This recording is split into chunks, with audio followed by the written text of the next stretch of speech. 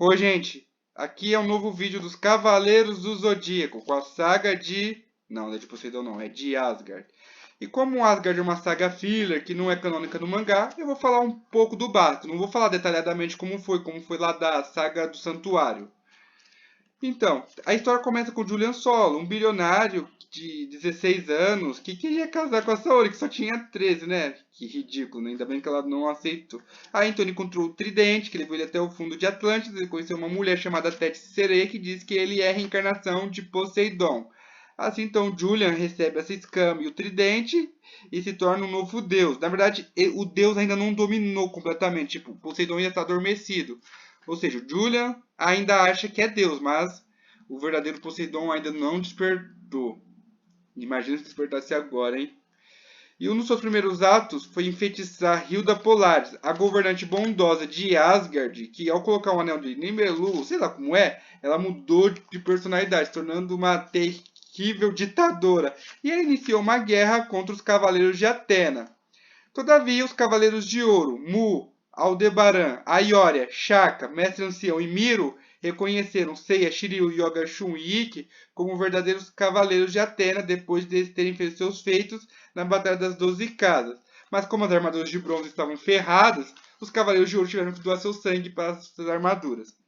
O Aioria doou a armadura para o Seiya, em homenagem por ele ter lutado para limpar a honra do seu irmão Aioros. E o Miro doou seu sangue para a armadura do Yoga, pois por causa da sua amizade com Camus, prometendo que guiaria o Cavaleiro de Cisne até o final.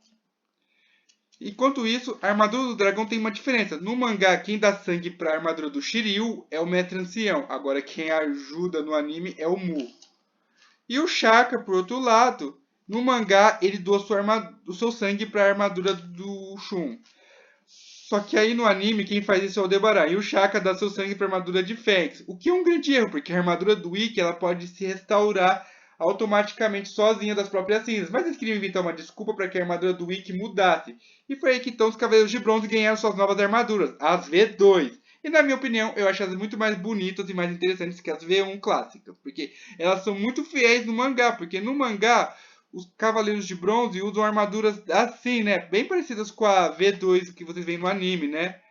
Desde o começo. Claro que tem umas diferenças, né? Mas o que eu posso dizer é que a armadura V2 são bem mais fiéis aos mangás do que a V1. É verdade.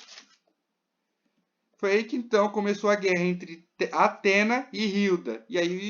E os Cavaleiros de Bronze sabiam que para derrotar Hilda e libertar ela daquele anel maldito, eles iam precisar das 7 safiras de Odin para despertar a sagrada armadura de Odin, que seria de um guerreiro deus mais poderoso supremo de todos. E para isso eles teriam que enfrentar os outros 7 guerreiros deuses que estão abaixo de Odin. O primeiro adversário do Seiya é Thor de Fésida, que é aquele cara lá que acreditava no poder da Hilda, né? Aquele grandalhão lá que tinha uns martelos. Na verdade são machados, mas se chamam de martelos. Vai saber por quê. Seiya tem dificuldades, mas acaba derrotando esse grandão aí. E por fim tem o Shiryu contra Fenrir de Alioth. Um cara revoltado, de máscara, que não confia nas pessoas, porque ele viu seus pais sendo assassinados cruelmente por um urso. E quem matou esse urso foram os lobos. E o Fenrir só passou a confiar nos lobos. Mas ele também é derrotado. Aí tem a luta entre Yoga contra Hagen de Merak. O Hagen já odeia o Yoga por causa do seu envolvimento com a Freya, a irmã mais nova de Hilda. Pois a Freya sabia que tinha algo errado com Hilda e ela pede ajuda aos Cavaleiros de Bronze, especialmente o Yoga. E apesar de dificuldades, o Yoga derrota Hagen. Enquanto isso, foi a vez do Shun lutar contra o Mime mesmo vídeo. Só que no anime, o Shun é ridicularizadamente enfraquecido. Ele é do tipo, o Shun ele só fica só apanhando, apanhando, apanhando, e sempre fala, Ikki! E é claro que o Ikki aparece, né? Olha só, o Shun é muito chorão. Tipo, no mangá o Shun não era tão patético assim, né? Porque nem sempre ele tem que ficar dependendo do seu irmão mais velho, né? Nem sempre. Mas no anime transformaram ele numa princesinha indefesa. Eu até achava que ele era uma mulher antes de assistir o anime, né? Talvez eu não achei tão ruim a nova série do CGI, mas não vou falar disso agora, vou falar do clássico. É claro que o Ikki aparece, salva o irmão e derrota a Mime. Sei lá como soletra o nome desse cara, sei lá. Enquanto isso, a Marinha aparece para ajudar os Cavaleiros de Bronze na sua luta contra o Alberich de Maggor. Só que o Alberich revelou-se um FDP de marca maior. Tão ruim quanto Máscara da Morte e Afrodite, né? Ele pretendia trair Hilda desde o começo. E até saber do anel. E ele derrota a Marin e derrota o Seiya, os prendendo na couraça de ametista. Aí resta o Shiryu e salvar seus amigos. E ele tem uma luta difícil contra Alberite, mas acaba vencendo. Até agora foram 5 safiras. Aí finalmente chega a vez do Shun lutar contra Shido de Mizar, que seria o primeiro guerreiro deus que ele enfrentou lá no começo. Mas o Shido, ele era bem poderoso. Mas Shun consegue derrotar Shido. Mas aí descobriram uma coisa. O Shido tinha um irmão gêmeo chamado Bado de Alcor, onde o Bado vivia na sombra do Shido. E o Bado ele sempre odiou e invejou o Shido, porque o Shido nasceu numa família amorosa, enquanto o Bado foi criado sozinho, sem família. E é claro que o Ikki aparece e enfrenta Bado. Só que aí no final, o Shido, que estava ajudando o seu irmão a tentar acabar com o Ikki, não conseguiu resistir aos ferimentos na sua luta contra o Shun. E por causa disso, o Bado percebeu que no fundo o Shido até se importava com seu irmão e acabou ficando triste pela morte do mesmo. E com isso, faltando só mais um guerreiro deus, Siegfried Dub, o guerreiro deus mais fiel a Hilda, que seria o mais poderoso e difícil de todos. Pois ele tinha uma fraqueza, né? O seu coração, onde ele podia ficar exposto. Seiya tem uma luta difícil contra Siegfried, mas acaba vencendo.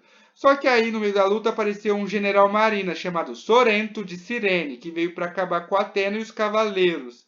No mangá o Sorrento já aparece, onde ele enfrenta primeiro o Aldebaran, onde todos pensam que ele matou o Aldebaran, mas na verdade o Aldebaran sobrevive, né? E aí essa luta foi adaptada lá pro anime, onde o Aldebaran ele enfrenta o Shido e é derrotado com a ajuda do Bato. Golpe baixo, hein? É claro que Siegfried tenta morrer junto com o Sorrento, mas infelizmente a morte dele foi em vão. E eu vou dizer isso por quê. No total, os Cavaleiros de Bronze já conseguiram as 7 safiras de Odin. E aí cabe o Seiya ter que enfrentar Hilda, mas a Hilda era poderosa demais. Mas com o incentivo dos seus amigos e também com o espírito do Saga, que queria que Seiya não desistisse para salvar Athena, Seiya finalmente veste a sagrada armadura de Odin e consegue salvar Hilda ao destruir o anel. Com isso, Hilda volta a ser do bem. Mas a vitória foi cedo demais, porque Poseidon sequestra Saori e acaba levando ela. O que dá início à próxima saga de Poseidon, que eu vou falar mais pra frente. Enfim, muito obrigado. Ah, uma piadinha rápida. Você se fica perguntando, aquela pergunta que muita gente pergunta. Por que os Cavaleiros de Bronze, como é que os Cavaleiros de Bronze guardavam as safiras de Odin se eles não tinham bolsos nas suas roupas? Não tinha bolsos nos cintos das armaduras, não tinha bolso nas calças, não tinha lugar nenhum. Onde eles guardavam as 7 safiras de Odin? Vocês querem saber? Eles guardavam no meio do